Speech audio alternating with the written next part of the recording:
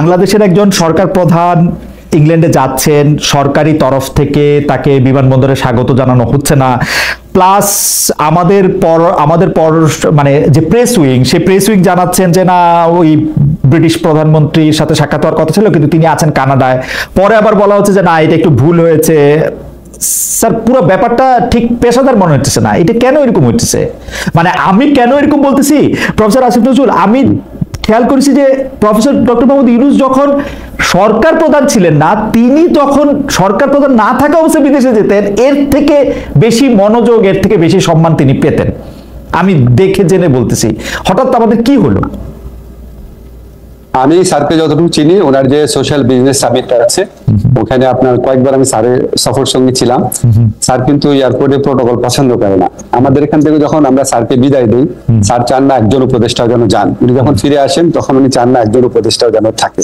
তো উনি যদি চাইতেন বা উনি যদি ওরকম ভাবে এক্সপেক্ট করতেন বা ওইভাবে যদি অ্যারেঞ্জ করা হতো, স্যারের জন্য আপনার বিশিষ্ট ব্যক্তিরা আপনার এয়ারপোর্টে ওয়েট করতো না, এটা আমি বিশ্বাস করি না। আর এখানে একদম মানে পিন পয়েন্টেড করে কি এক্স্যাক্টলি চাওয়া হয়েছিল সেটা আপনি আমার মনে হয় যে পররাষ্ট্র উপদেশ মন্ত্রণালয় আছে, আমাদের প্রেস আছে, ওনারা ব্রিফ করবেন, আপনারা জানতে পারেন। আচ্ছা, আমি প্রফেসর ডক্টর মোহাম্মদ ইউনূস, আপনি আগেই বলেছেন জনাব তারেক রহমানের সাথে সাক্ষাৎ করার কথা, তার কথা আছে, কিন্তু তার আগেও আমরা চ্যাথাম হাউসে যে ইন্টারভিউ দেখলাম, সেই ইন্টারভিউতে দেখলাম যে তিনি বলছেন যে নির্বাচিত সরকার এলে তিনি থাকবেন না, এটা তিনি জোর দিয়ে বলছেন। পাশাপাশি তিনি বলছেন যে তার ক্যাবিনেটে যারা আছেন তারাও কিন্তু থাকবেন না বা আগ্রহ দেখাবেন না। এখানে আমার দুইটা প্রশ্ন আছে। আপনার সম্পর্কে তো আমরা শুনি যে আপনি অলরেডি আমাদের, মানে আমি এখন যে শহরে আছি সেই শহরে বাড়ি কিনছেন, থাকতে শুরু করেছেন, আপনার পরিবার সেখানে থাকছে এবং আপনি যুক্তরাষ্ট্রে সেটেল হবেন, এইগুলি কেউ কেউ আমাকে খুব জোর দিয়েও বলছেন। আপনি যদি একটু বলতেন। আচ্ছা, এটা তো হঠাৎ আকস্মিকভাবে প্রসঙ্গটা এলো, তাও বলছি আপনাকে যে যারা বা যে এই গুজবটা রটিয়েছে যে যুক্তরাষ্ট্রে আমরা বাড়ি কিনেছি, আমার পরিবার চলে গেছে, এবং যারা এগুলি বিশ্বাস করেছেন তাদের কাছে আমি একটা বিনীতভাবে প্রশ্ন করি যে আপনারা যার কথা শুনে বিশ্বাস করেছেন তার কাছে আপনারা কেন জানতে চান না উনি বাড়িটা কোথায় কিনেছে, অ্যাড্রেসটা কোথায়, বাসাটার ছবিটা কোথায়? আপনি আমেরিকাতে আছেন অনেকদিন ধরে, আপনি জানেন আমেরিকায় যদি কেউ কোনো প্রপার্টি ওন করে, ফ্ল্যাট হোক, জমি হোক, আমি বা আমার স্ত্রী বা আমার পরিবারের সদস্য, এটা পাবলিক ডকুমেন্ট। পাবলিক ডকুমেন্ট না হলেও আপনি পেইড যে সার্ভিস প্রোভাইডার আছে তাদের কাছ থেকে যে কোনো ভাবে এটা জানা সম্ভব। সম্ভব কিনা বলে? রাইট, সম্ভব, একদমই সম্ভব। যারা লুকানো সম্ভব না স্যার, এদিকে প্রপার্টি লুকানো সম্ভব না। জি জি, যারা এই মিথ্যা, যারা খালেদ একটা মিনিট, যারা এই মিথ্যাচারটা করেছে এবং যারা এটা এই মিথ্যাচারে বিশ্বাস করেছেন তাদের কাছে আমার কয়েকটা কথা আছে। আপনারা নিশ্চয়ই জানেন যে কারো সম্পর্কে সম্পূর্ণ মিথ্যাচার করা, চরিত্রহরণ করা, দোষারোপ করা, এটা ইসলামের দৃষ্টিতে মহাপাপ। এবং আপনি এই মহাপাপটা যারা করলো তাদের কাছে এটা প্রমাণ না, যদি আপনি এই মহাপাপীর কথা প্রচার করেন বা শেয়ার করেন, আপনিও মহাপাপ করছেন। ঠিক আছে? আল্লাহর ভয় করেন। আপনাদেরকে আমি গ্যারান্টি দিচ্ছি যে আমেরিকাতে আমার কোনো প্রপার্টি নাই, আমেরিকাতে আমার পরিবারের কারো কোনো প্রপার্টি নাই, আমাদের কোনো ব্যাংক অ্যাকাউন্ট নাই, কিচ্ছু নাই। কিন্তু আপনাদের কাছে আমার এক্সপেকটেশন হচ্ছে যে বা যারা এই মিথ্যাটা রটিয়েছে তাদেরকে বলবেন প্রমাণ দিতে, 1 নাম্বার। 2 নাম্বার হচ্ছে বাংলাদেশে তো আমার বাচ্চারা স্কুলে পড়ে, ঠিক আছে? সেই স্কুলে যারা সহপাঠী আছে, টিচার আছে, তারপর আমার স্ত্রী এক জায়গায় অত্যন্ত প্রসিদ্ধ একটা জায়গায় 6 বছর যাবত ইকোনমিস্ট হিসেবে কাজ করে। উনি বিভিন্ন ইকোনমিক মানে কনফারেন্সে যান, এখানে কারো না কারো কাছ থেকে তো জানা একটা সোর্স লাগবে। কাউকে না কাউকে বলতে, কারো কাছ থেকে যদি না শুনে, কেউই বললো না, আমার ওয়াইফের কলিগ, আমার বাচ্চার স্কুলের টিচার, আমার কলিগ, আমার প্রতিবেশী, কারো কোনো সূত্র উল্লেখ না করে, বাসার অ্যাড্রেস না দিয়ে, দলিল না দিয়ে, কোন সাক্ষ্য প্রমাণ ছাড়া একটা মানুষ একটা কথা বলে আপনি এটা বিশ্বাস করলেন? এবং এই যে বিশ্বাস করলেন, দাঁড়ান একটা মিনিট খালেদ, আমাকে বলতে হবে, আপনি যেহেতু প্রসঙ্গ তুললেন, আপনি যে বিশ্বাস করলেন, এখন আপনার দায়িত্ব হচ্ছে যে এই কথাটা রটিয়েছে বা যেই কথাগুলো রটিয়েছে তাদেরকে বলেন যে কোনো একটা প্রমাণ হাজির করার। যদি সে প্রমাণ হাজির করতে না পারে বা তারা যদি প্রমাণ হাজির করতে না পারে, তাহলে তাদের কোনো কথা বিশ্বাস করবেন না। আর যদি আমার বা আমার পরিবারের আমেরিকাতে কোনো property, flat, land, bank account কোনো কিছু পান, তাহলে আমাদের সারা জীবন বিশ্বাস করবেন না। বাংলাদেশে যত অনুসন্ধানী সাংবাদিক আছে, আমেরিকাতে যত অনুসন্ধানী সাংবাদিক আছে, সবার কাছে চ্যালেঞ্জ ছুড়ে দিলাম, এই মিথ্যাবাদী এর পরিচয়, এর মিথ্যাচারের মুখোশ উন্মোচন করেন।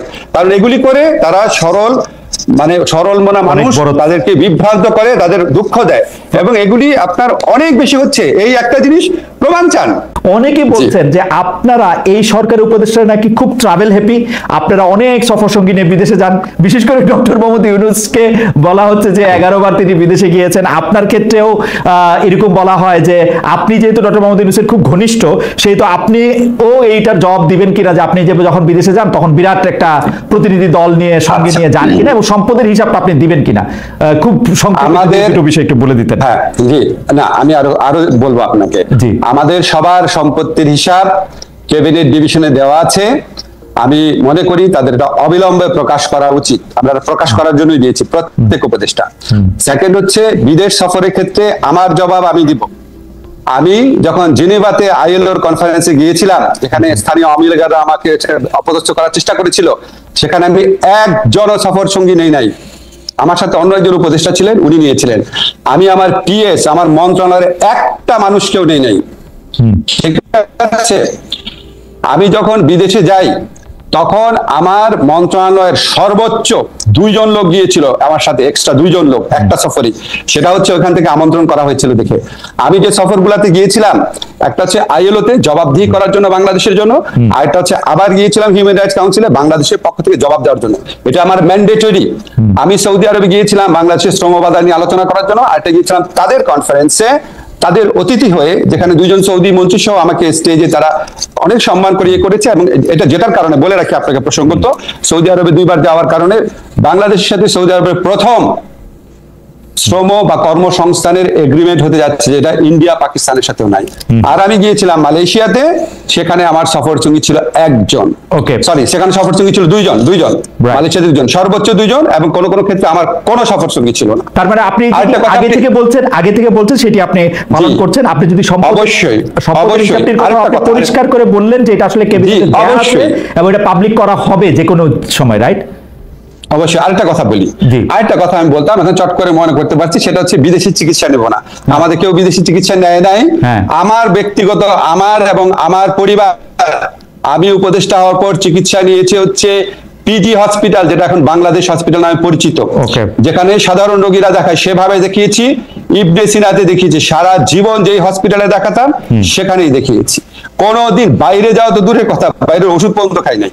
ওকে, প্রফেসর নজরুল, আমরা একদম এর পরের যে আবার প্রসঙ্গটি যেতে চাই সেটি আবার লন্ডনে প্রফেসর ডক্টর মোহাম্মদ ইউনূস আমাদেরকে মানে একটা প্রশ্নের জবাবে উনি এরকম সংস্কারের বিষয়টি কেন নির্বাচিত প্রতিনিধিদের কাছে ছাড়ছেন না বা ছাড়া হইতেছে না, এরকম একটা প্রশ্নের জবাবের এক পর্যায়ে তিনি বলছেন ভোটাররা আসলে কার কি বক্তব্য আছে, কি আছে সেগুলি জানতে চায় না, তারা শুধু বুঝতে চায় কে তাকে বেশি টাকা দেবে তাকেই ভোটটা দেয়।